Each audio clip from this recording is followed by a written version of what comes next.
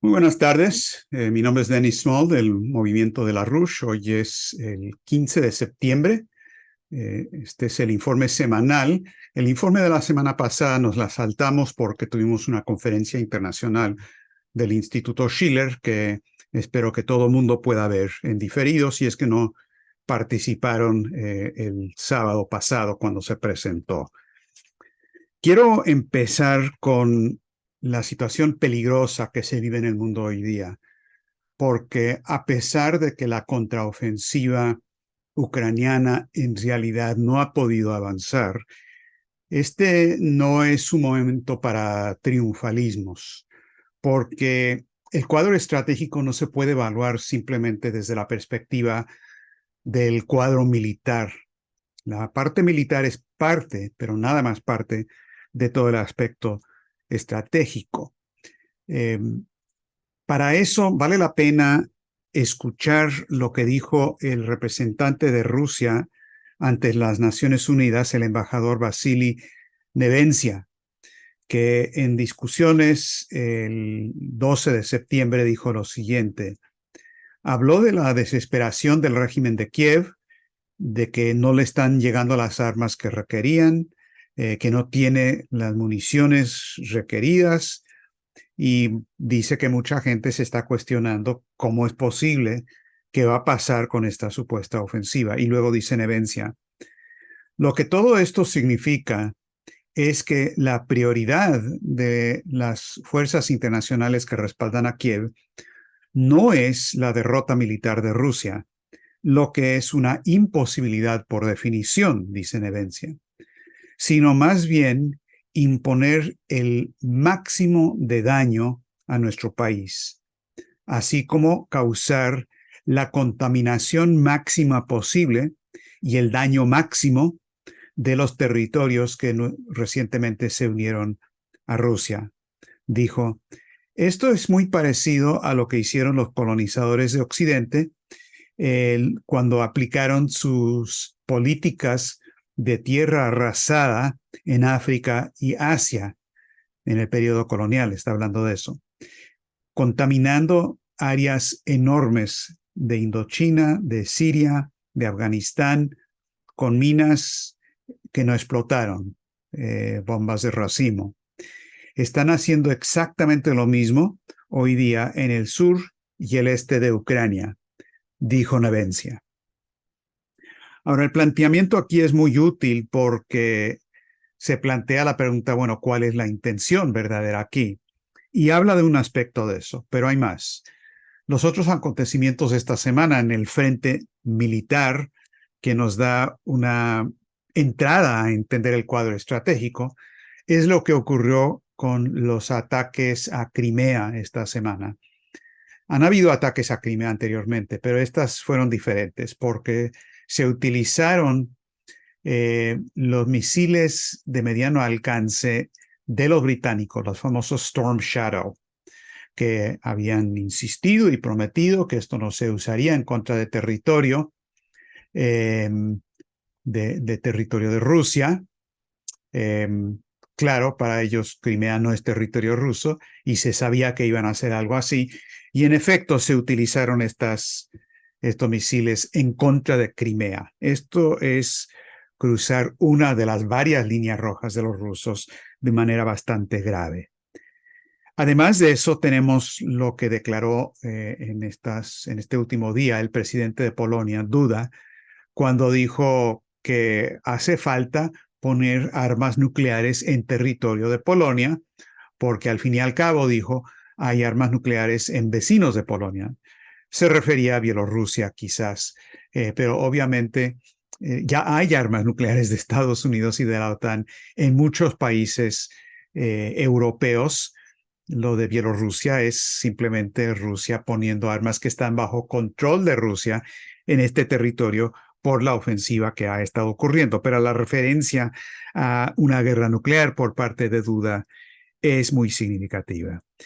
Y luego tenemos declaraciones del propio Putin, donde por un lado dijo que ellos tienen pruebas de que el plan para atacar plantas nucleares dentro de Rusia, por parte de disque Fuerzas Especiales de Ucrania. En realidad es algo, dijo Putin, que viene de los británicos.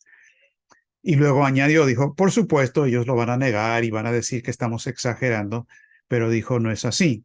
Tenemos pruebas fehacientes y son los británicos que están detrás de esto. Y dijo, ¿qué está pasando? ¿Qué están pensando? Están hablando de atacar nucleoeléctricas rusas dentro del territorio de Rusia.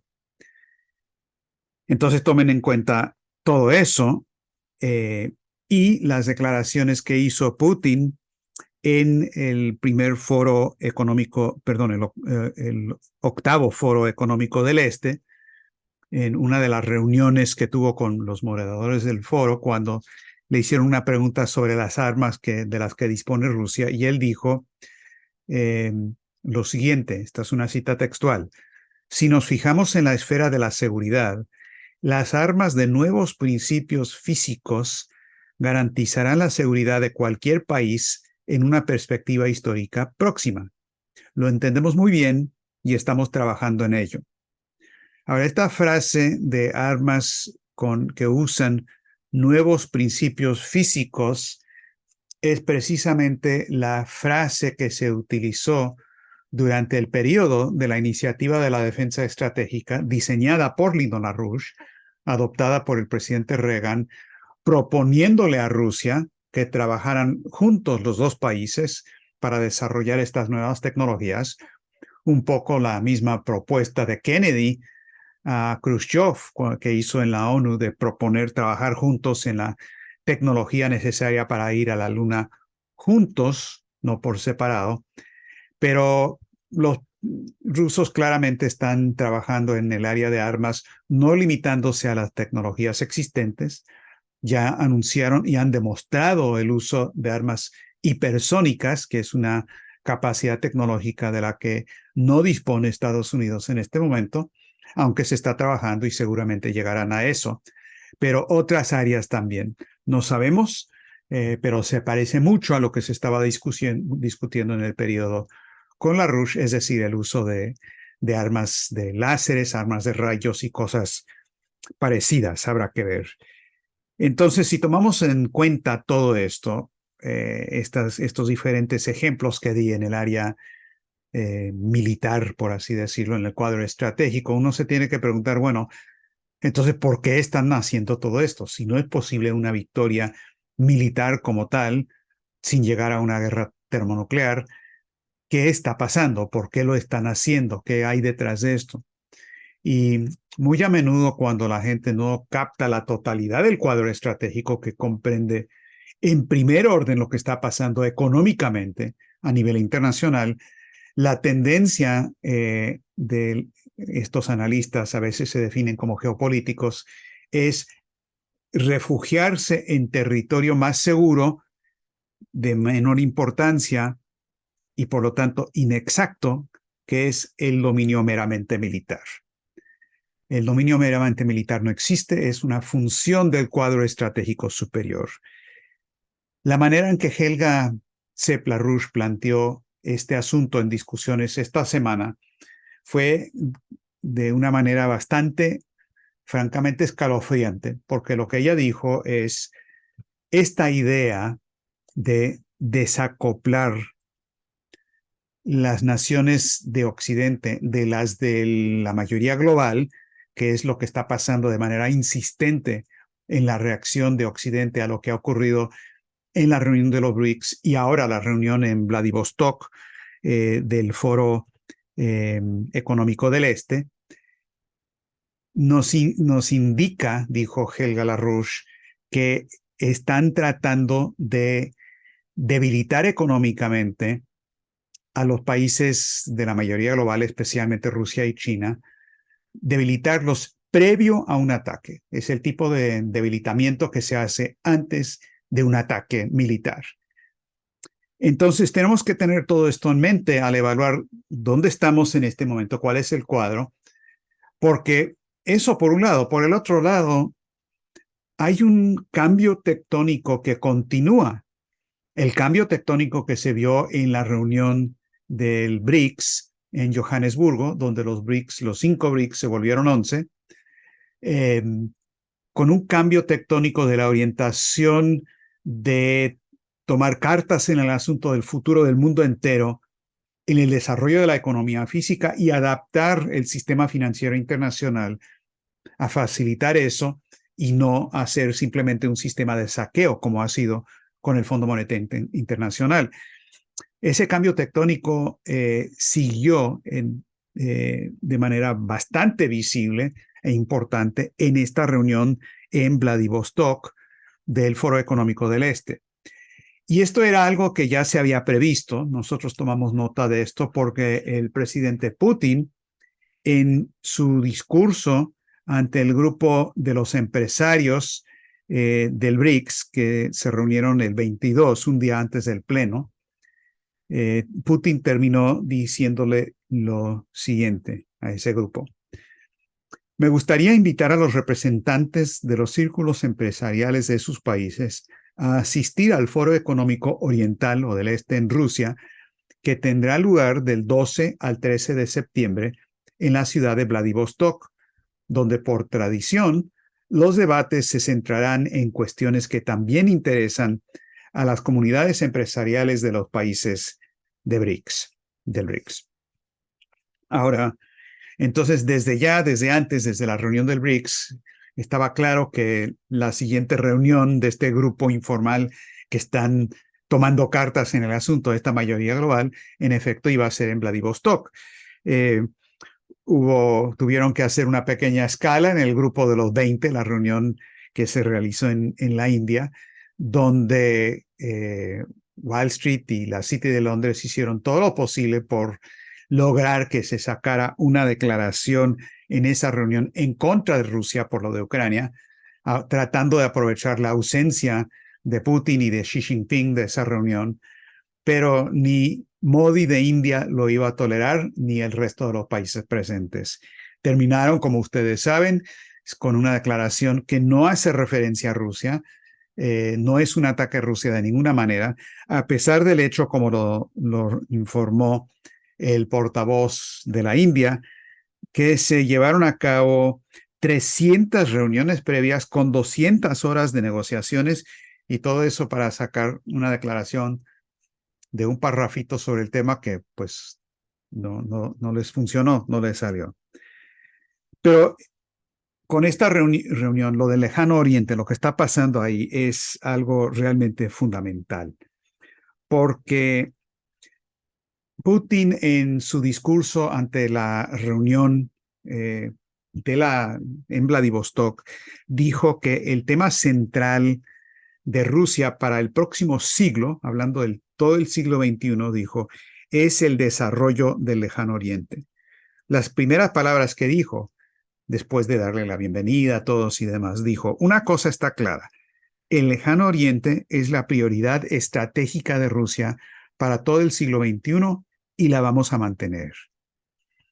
Y desarrolló esta idea en gran detalle, que es un área que tiene cualquier cantidad de recursos naturales, que solamente el 30% está explorado hasta la fecha, que tiene petróleo, que tiene gas, que tiene metales preciosos, hay de todo en esta región, con un potencial enorme, y que la idea es mirar hacia el oriente para desarrollar todo eso, lo que es Siberia y otras regiones, no nada más de Rusia, sino de toda la región. Y previo a la reunión de Vladivostok, Putin había viajado a varias pequeñas ciudades, o más bien pueblitos, en el extremo norte de Rusia, en la región de Siberia, también en el extremo sur, frontera con China, que es un lugar muy difícil, también como el extremo norte, para desarrollarlo. Y no es una coincidencia que el presidente Xi Jinping, una semana antes de la reunión de Vladivostok, había viajado a esa misma parte fronteriza de China con Rusia, porque todo el desarrollo ahí va a ser coordinado y en base a la cooperación entre esos dos países en particular. Ahora, lo que está ocurriendo aquí es algo que Lyndon LaRouche pronosticó hace más de 20 años, que es el viraje, el cambio fundamental del centro de gravedad físico-económico del planeta, de la región transatlántica, como lo había sido en el siglo XX, entre la economía de Estados Unidos y Europa Occidental, Alemania, etcétera, etcétera, a la región de Asia-Pacífico. LaRouche elaboró esta idea en uno de sus famosos escritos, Los próximos 50 años de la Tierra, del 2004, pero aún antes de eso, LaRouche había estado hablando de esto y advirtiéndole a los dirigentes, los líderes en Occidente que se tenían que darse cuenta y hacer los ajustes necesarios, porque esta es una realidad que no va a cambiar por el centro demográfico que está en China e India, el motor económico que está también en la parte de la ciencia de India y demás, y lo que es toda la región que se está desarrollando. Ahora, es muy interesante que en el diálogo con Putin en Vladivostok, el moderador, un periodista de la televisión de Rusia, le preguntó a Putin, estoy buscando el nombre de la persona, no lo tengo aquí a mano, pero en todo caso le preguntó que si sus políticas al respecto del Lejano Oriente, que se parecían mucho, dijo, a las de Stolypin, primer ministro de Rusia a principios del siglo, cuyo ministro de Economía, por cierto, fue el conde Witte, y el verdadero arquitecto de esa política no fue Stolypin, sino fue Witte, un seguidor del sistema americano de economía de Alexander Hamilton, de los Carey, de List y de otros, que Witte llevó este desarrollo e industrialización al Lejano Oriente con la construcción de infraestructura y demás.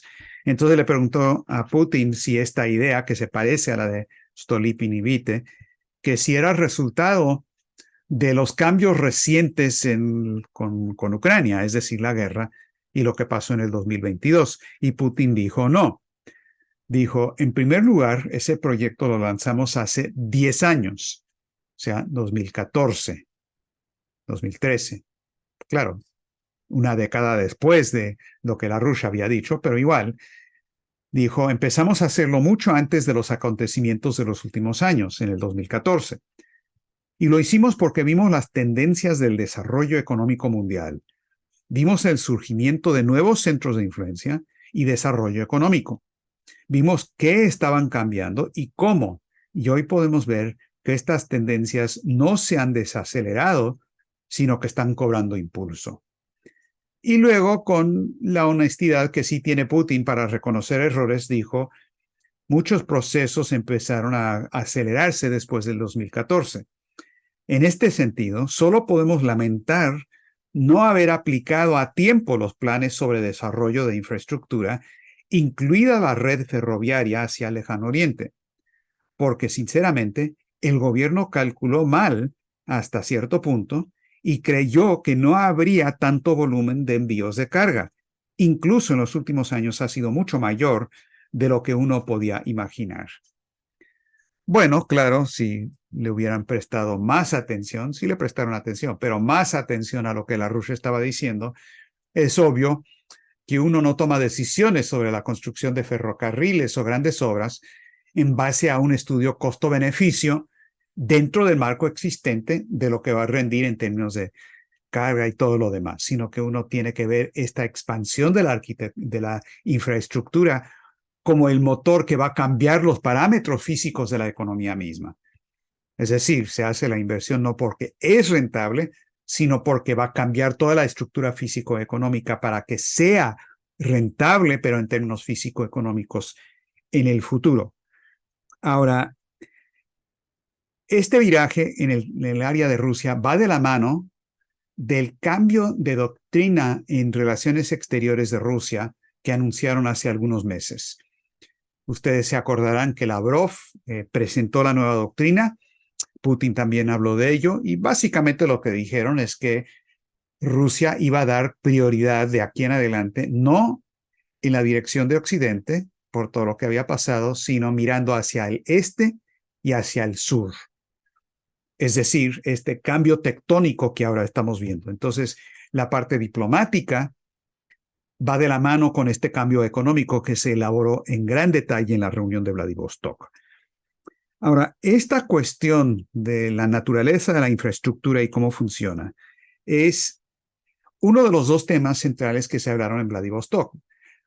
Uno de los temas, economía física. La otra parte, el tema de cómo cambiar el sistema financiero para ajustarla a lo que son los requerimientos de desarrollo de la economía física, es decir, la nueva arquitectura financiera.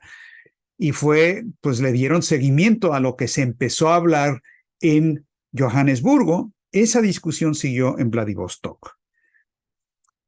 Ahora, un dato interesante, Dilma Rousseff en la reunión de Johannesburgo, la verdad es que nosotros nos acabamos de enterar de esto, no nos dimos cuenta durante la reunión de los BRICS, pero es tan importante lo que ella dijo en una de las discusiones, la reunión de los BRICS más África, habló de los proyectos y lo que tienen que hacerse. Y lo dijo ¿qué día fue? Creo que el 24 de agosto. Dilma Rousseff, presidenta del nuevo Banco de Desarrollo, dijo, hay muchos retos que superar. Uno de ellos está relacionado, como he dicho, con la ampliación de los mecanismos de financiamiento y en particular utilizando monedas locales y otros instrumentos financieros que puedan crearse, de modo que establezcamos un nuevo sistema financiero más multilateral e integrador. Bien. Luego dijo lo siguiente, dijo, aquí en el continente africano, por ejemplo, tenemos el mayor potencial hidroeléctrico sin explotar del planeta, la presa de Grand Inga, que puede garantizar una energía renovable, continua, básica, segura y ordenable. Tiene 3 veces la capacidad de la presa de Itaipú en Brasil y 2 veces la de las Tres Gargantas en China. La presa del Gran Inga puede servir de fuente de energía para todo un continente. Y dijo, existe una clara necesidad de establecer un nuevo modelo de financiamiento para promover estos proyectos multinacionales renovables y eficientes. Ahora, ahí le dio en el clavo. Ahí lo que dijo Dilma Rousseff es exactamente el punto central, que se tienen que crear los mecanismos para poder financiar no el comercio existente, nada más, no simplemente exportaciones, importaciones, cubrir déficits, todo eso. Todo eso está muy bien, pero se tiene que formar y establecer un sistema de crédito en cantidades enormes, enormes para poder financiar sin inflación, sin posibilidad de que haya un incumplimiento, porque se va a invertir de manera productiva. Por ejemplo, en este proyecto hidroeléctrico, es 2 veces más grande que las Tres Gargantas. Yo no sé ustedes, yo no sabía eso, sabía que era muy grande, pero esto es lo que es África y el potencial de África. Eso fue lo que planteó en Johannesburgo, los BRICS. Sergei Glassiev, que es otro individuo que conoce este punto muy bien, seguidor explícito de las ideas de Lyndon LaRouche sobre la cuestión del financiamiento y de economía física, escribió en su canal de Telegram el 8 de septiembre, es decir, después de BRICS y antes de después de Johannesburgo, BRICS, y antes de Vladivostok, del Foro Económico Oriental, él escribió lo siguiente. Si queremos lograr la estabilidad macroeconómica y el crecimiento, es necesario detener la exportación de capital. Está hablando de Rusia. Para ello, hay que introducir restricciones cambiarias en las transacciones de capital, restablecer la venta obligatoria de los ingresos en divisas y comenzar a conceder préstamos específicos para inversiones. Así es como lo hacen con éxito China, India y otros países en desarrollo. Ahora, Glassiev en otras ocasiones ha dicho explícitamente que China e India han avanzado en su economía porque han seguido las directrices y las ideas de Lyndon LaRouche. Y otros países que no lo han hecho no han tenido ese éxito. Entonces, eso es lo que planteó Glassiev. Otra cosa que hizo Glassiev es que participó en una reunión en Vladivostok de la Unión Económica Eurasiática, del que él es ministro de Integración, que fue una discusión de nuevo sobre estas cuestiones de financiamiento y de cómo crear una nueva moneda y para tener comercio entre las naciones que no participan en el sistema del dólar. En esas discusiones y también en las discusiones en los corredores de la reunión de Vladivostok, ocurrieron discusiones muy interesantes. Por ejemplo, el presidente del segundo banco más importante de Rusia, el banco VTB, Andrei Kostin, un banquero muy cercano a Putin en lo personal, dijo lo siguiente en la entrevista con RT. Dijo, el dólar se está usando de manera ilegal como arma. Dijo, este es el momento oportuno para que el sur global empiece a construir un sistema diferente, porque aunque el sur global se quitó de encima el sistema colonial en lo político después de la Segunda Guerra Mundial, el sistema colonial en el sector financiero aún existe. Este es un imperio construido por Estados Unidos con la ayuda de sus aliados y sigue siendo vigente en funciones. Y luego dijo, vemos grandes cambios en el equilibrio del poder económico en el mundo con países como China, los países árabes y demás que nos permiten crear un sistema diferente que se basaría en principios diferentes, principios de independencia, soberanía, el uso de monedas que no sean el dólar y el euro. Y luego se remontó a lo que él mismo había propuesto en julio, 4 principios básicos. No los voy a mencionar todos, pero el último, el cuarto, es el más importante. Dijo, hay que crear nuevos instrumentos para lograr conseguir capital para invertir en vez de usar bonos que se emiten en monedas extranjeras vinculadas a Occidente. Entonces, esto es lo que dijo Kostin.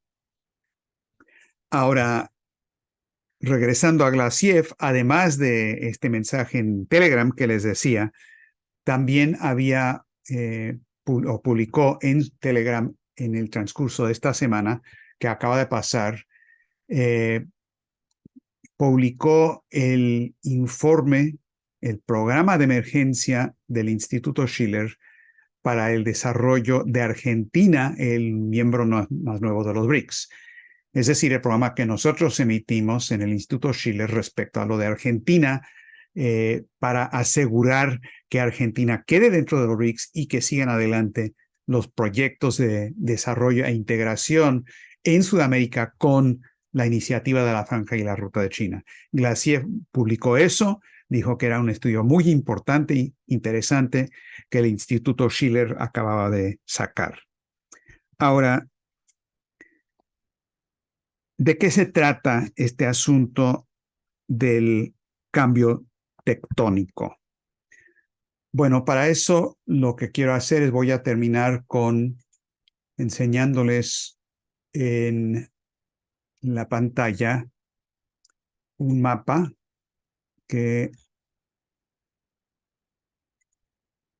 vamos a ver si un segundito no tenía listo, pero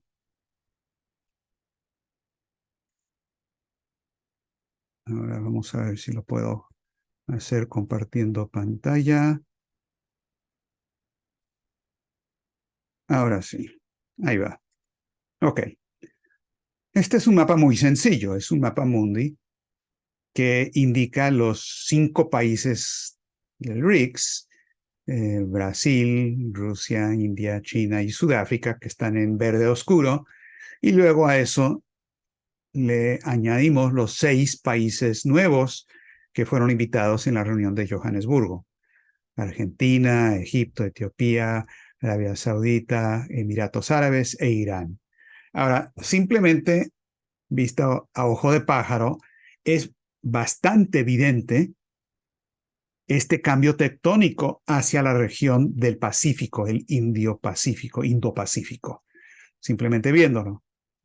Los adelantados en las Américas son Brasil y ahora Argentina, para poder llevar esta solución al problema estratégico internacional a toda la parte que ahora conforma el sector del transatlántico.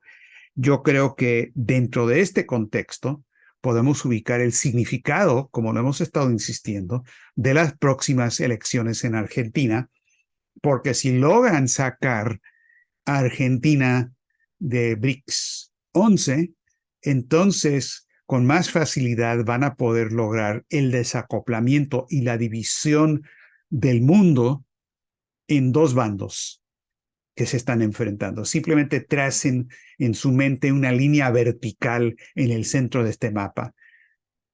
Y si se le quita lo verde a Argentina, ¿cómo queda el mundo? Pues solamente Brasil, del lado occidental, por así decirlo, un desacoplamiento que ayudaría a todos los planes estratégicos de confrontación militar.